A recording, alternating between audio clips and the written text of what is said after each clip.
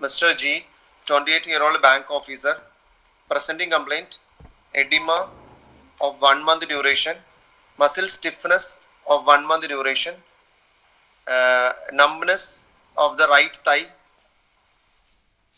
of 2 weeks duration, pain in muscles of 1 week duration.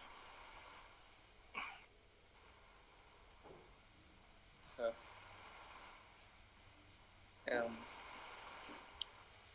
edema and painful muscles, numbness. Right. Sir, not getting. Hello, sir, am I audible? Yes, very much. Okay, sir. Sir, edema of 1 month duration can be anything like. Sir, should I discuss each one separately or? It's up to you. How do you approach edema? You can just briefly tell. Edema of 1 month duration, it can be in a 28-year-old. It can be, we have to look for renal failure, we have to look for liver failures, any evidence of nephrotic syndrome, any evidence of hypothyroidism, any cardiac diseases like that. So is it acute kidney failure or chronic kidney failure you're suspecting? Chronic bar RPGN both can present 1 month duration of edema. Chronic kidney disease commonly present as polyuria, and edema is usually absent unless there is acute and chronic. Acute kidney diseases usually come with edema. Okay, sir. Okay, go to next, muscle stiffness, numbness and pain.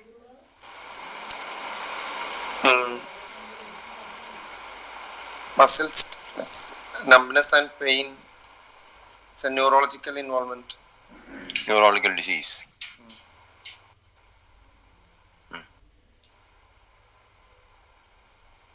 Sir, pain in muscles can be myositis also. Muscle weak, but myositis. Not mentioned about muscle weakness. Okay, no, muscle weakness not mentioned. Yes. Not mentioned. Then they mentioned numbness in the right thigh. So neurological cause. Like.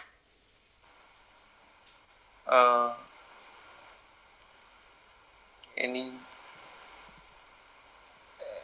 root involvement of L. What is the commonest condition you have seen? Diabetic. Meralgia. Right thigh. Meralgia. Parasitica. Right.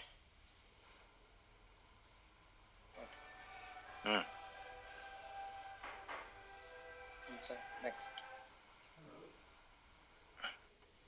So you have already analyzed, and your thinking is in what term? Neurological involvement altogether. It can be anything. Anything. Muscle stiffness. Muscle stiffness. Any UMNation can produce muscle stiffness. Spasticity, you mean? Spasticity, yes, sir. Okay. Any other?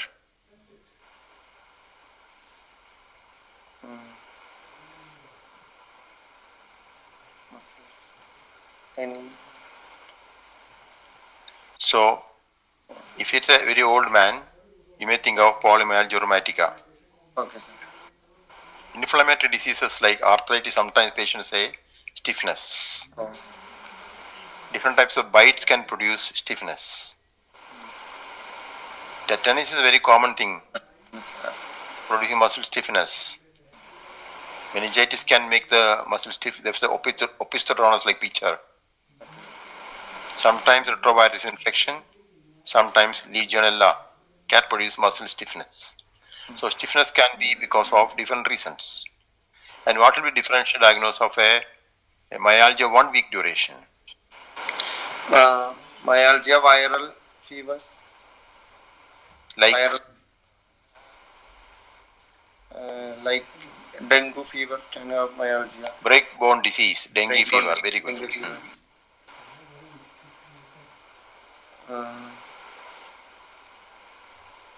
Then Then myositis. Very good. Myositis. Both inflammatory or pyomyositis both can produce. Okay. Then, Chronic fatigue syndrome, patients usually say myalgia. okay. Fibromyalgia, they say myalgia. Right. Lyme disease, they myalgia. Okay, sir. Or lupus patients come with myalgia. Acute setting, leptospira, dengue fever, very common with myalgia. So maybe acute, maybe chronic. So variable presentation. This patient is like this. Okay, sir. On examination, his body mass index was 29 and pallor present, edema present, puffiness of the face present, a goiter present. Blood pressure was 140 over 90, pulse rate is 60.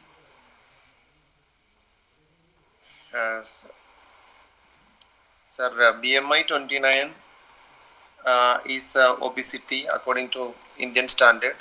More than 24.9 is obese. Then pallor and edema, puffiness of the face. They have mentioned that goiter is present. So puffiness of the face is with edema seen in hypothyroidism. Pallor also present in hypothyroidism.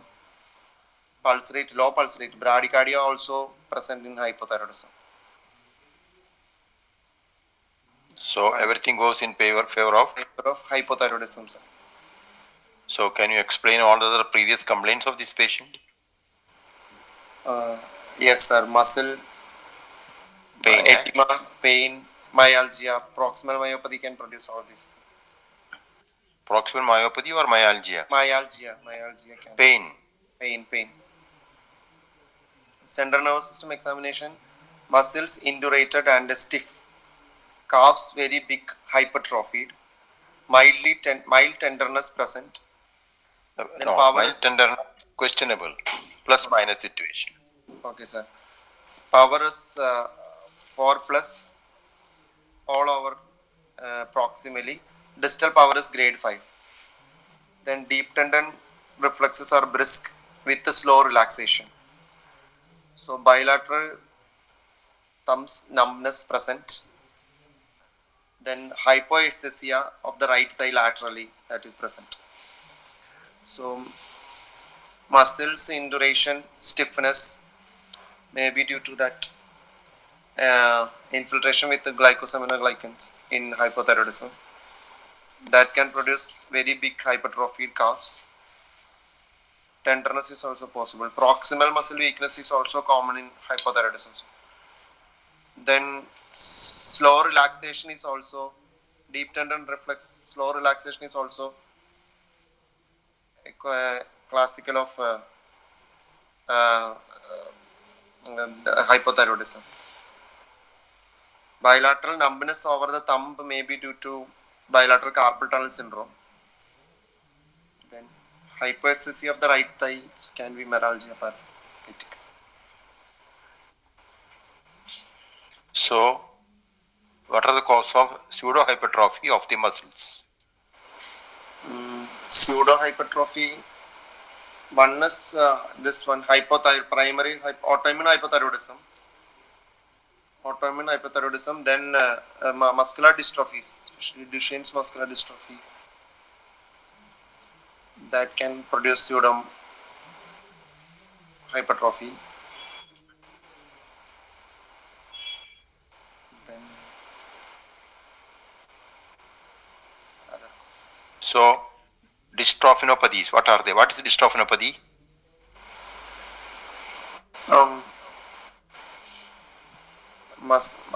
this one's Duchenne's muscular dystrophy, limb-girdle muscular dystrophy. Dystrophinopathies are diseases genetically transmitted because of the damage of the dystrophins genetically producing dystrophin damage. So dystrophinopathies, two types are there. One is Duchenne, other one is Becker, and there's an intermediate variety also. So that is what it is. So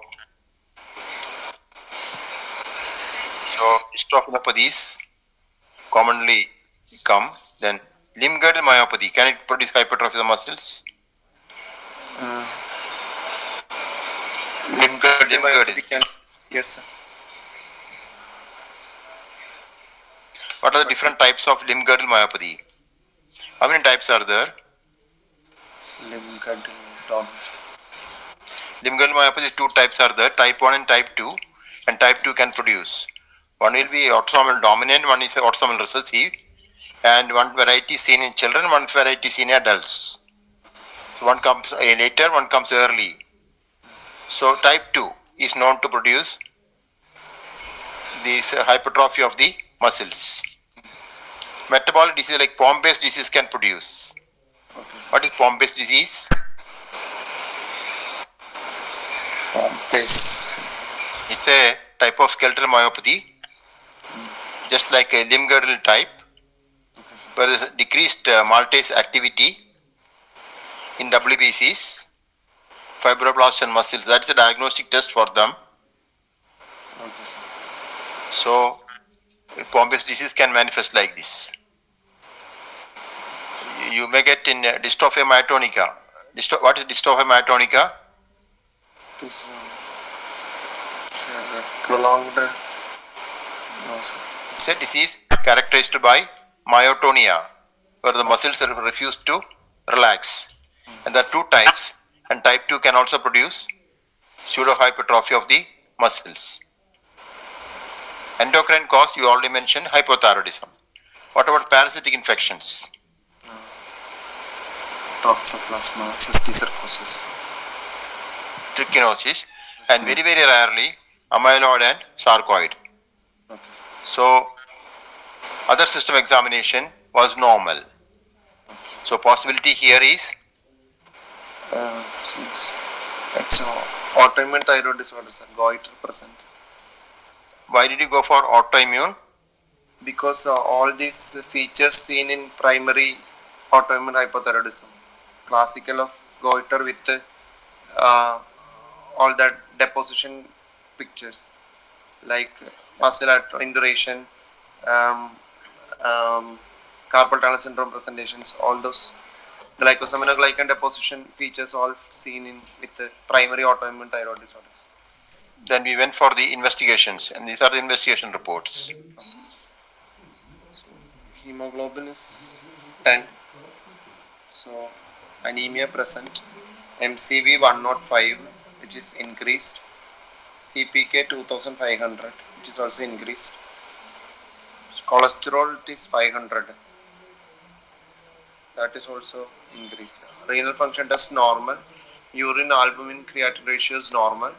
SGOT, SGPT mild elevation present. With OT more than PT.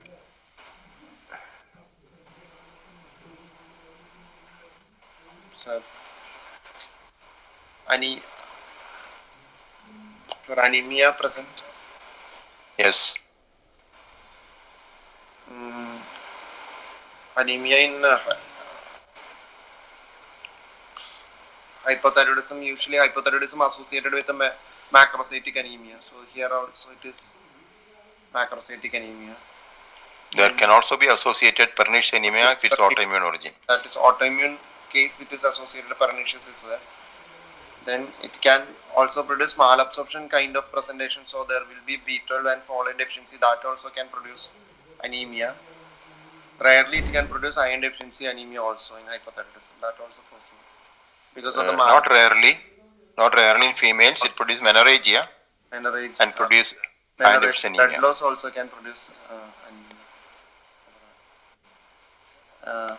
CPK is elevated, that shows muscle involvement. Cholesterols are only total cholesterol is given. Usually the LDL will be normal in hypothyroidism with the oxidized LDL elevation. So statins won't be usually beneficial in this hypothyroidism induced hypercholesterolemia.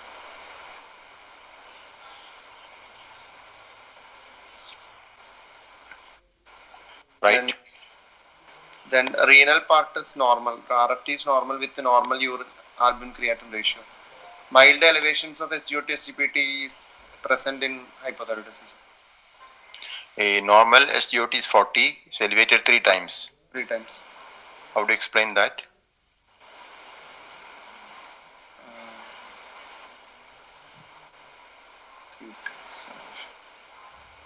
Okay. What are the enzymes liberated from the muscles? Muscle creatine phosphokinase. 1, 2, And this SGOTs from muscle also can be the SGOT. 2, 3, CK create that I told. Then 3 is aldolase, uh, 4 is SGPT. uh, So, and 5 is LDH. okay. Anything can come from, 5 enzymes can come from muscle. Also, this patient who is obese may be having fatty liver. Oh, okay.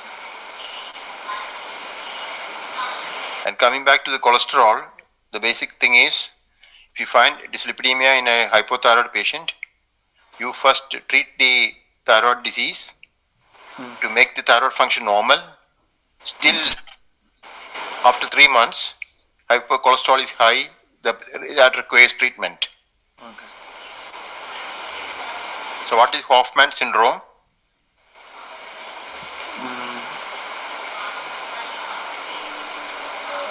It's a rare type of hypothyroidism presenting as proximal weakness, pseudohypertrophy of muscles, but although they are hypertrophied, they are weak, producing what is called as pseudo athleticism.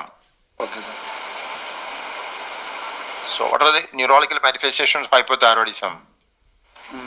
Neurology, myopathy can be there. Then carpal tunnel syndrome of the entrapment neuropathies anywhere it can be there because of this depositions. Then CNS central nervous system it is can be memory disturbances, psychosis even. Then altered sleep disturbances. So most dreadful is hypothyroid coma. Okay. Cognition problem. What is cognition? Cognition is the higher mental What is it? to do the day-to-day activities. Cognition is the ability of a person to learn new things. For learning new things, you require memory.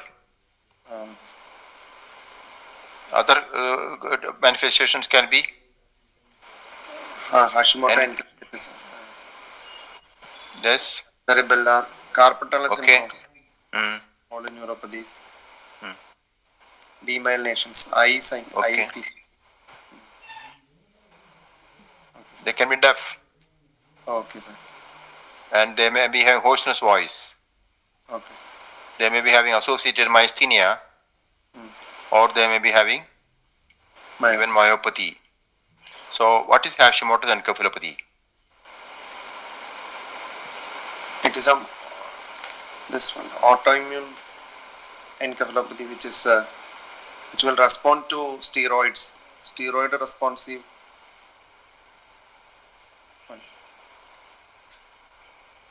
It is a combination of altered mental status, the seizures, and Hashimoto's thyroiditis. This is called as encephalopathy. So, tell me about entrapment syndrome? Some common examples of entrapment syndrome. This patient presented with entrapment syndrome. Entrapment syndrome, carpal tunnel syndrome. Then Right. median nerve can be entrapped. Then peroneal nerve, lateral cutaneous nerve of thigh. Hmm. Rarely ulnar nerve also can be involved in entrapment syndrome. Carpal tunnel, the median nerve, pronotal syndrome, again median nerve, Guyton's canal, ulnar nerve again behind the elbow, and very common is melalgia paresthetica, as in this case. There are many Andra-Pen syndrome. And there can be neuropsychiatric features in hypothyroidism, anxiety, depression, psychosis, dementia. And if you replace the thyroxine, recovery takes place, but it can be very slow. Many a time these patients are picked up from psychiatric wards and the mental hospitals in yesteryears when we didn't have facilities for thyroid function tests. Okay. What is chronic fatigue syndrome? This patient's complaint was fatigue. What's chronic fatigue syndrome?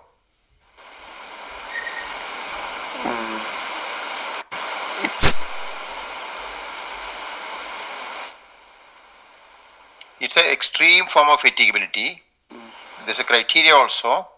It must be prolonged for more than 6 months, not acute, which cannot be explained by any other medical illness. So it requires wide investigations. And this patient do not improve with rest, but on physical or mental activity, they say it's exacerbated fatigue. Okay. So he said cysticercosis can manifest as pseudohypertrophy. Tell about neurocysticercosis. Neurocysticercosis patients usually presented with seizures, focal neurological signs. When there is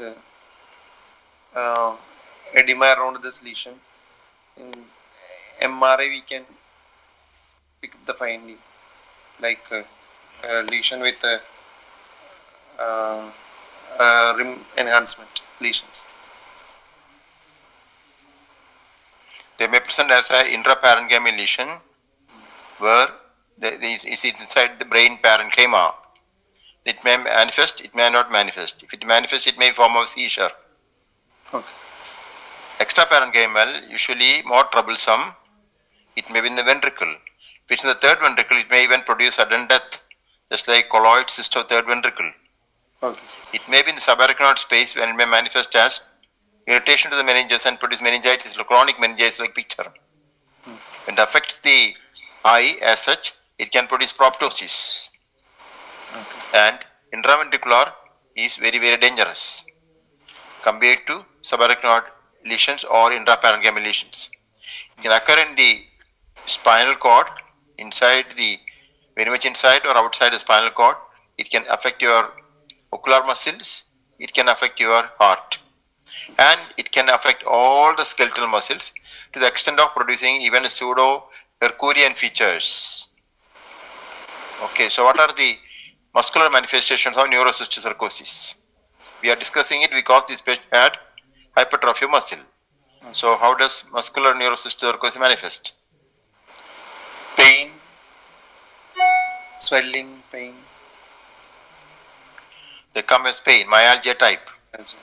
They come like a mass-like lesion, or they come as pseudo tumor because diffuse edema, and it comes as pseudo hypertrophy, as you have seen in this particular patient.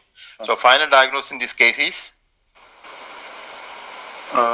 Autoimmune, probably autoimmune, primary autoimmune, primary hypothyroidism hypothyroidism, autoimmune, probably autoimmune. presenting as edema, myalgia, Carpal tunnel syndrome, syndrome. How will you confirm it is autoimmune? We have to do the autoimmune antibodies, anti-TP. So we have not done it. So if you do it, you may get the diagnosis. Now the question is, are there any clinical pointers towards autoimmune etiology? Yes, sir. Because the classical features of those edema, all those features is seen in autoimmune. Plus, patient is having megaloblastic anemia that can be that also can be associated with the autoimmune. Then presence of goiter is also common in iodine in sufficient area. It is first diagnosis DD is autoimmune thyroidism. The clinical indicator for autoimmunity will be vitiligo or other autoimmune diseases like rheumatoid arthritis, SLE, systemic sclerosis, Bernard's anemia, and so on. Confirmation is by doing the antibodies, and elevation of TSH of any etiology can produce goiter. So goiter alone, you cannot say it is a autoimmune. Goiter is not a feature of autoimmune, but it can be seen sometimes. Any doubt about this case? No, sir. Okay, sir.